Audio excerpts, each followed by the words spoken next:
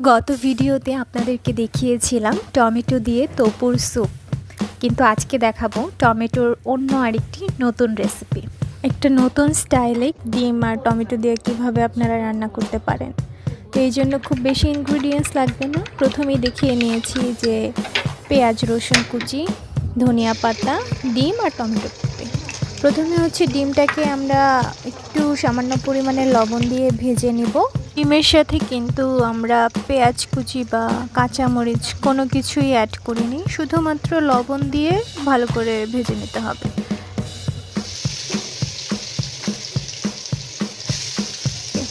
তো এরপর একে একে আমরা কুচিয়ে রাখা পেঁয়াজ রসুন দিয়ে নিব তেলের মধ্যে।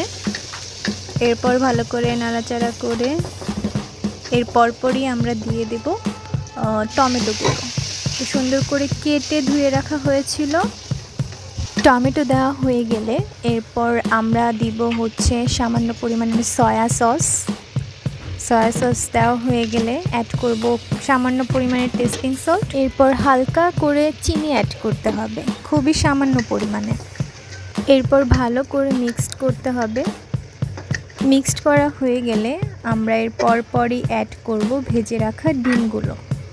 তো ডিমটাকে দিয়ে ভালো করে আবার নাড়াচাড়া করতে হবে যাতে ডিম আর টমেটো খুব ভালোভাবে মিক্সড হয়ে যায়।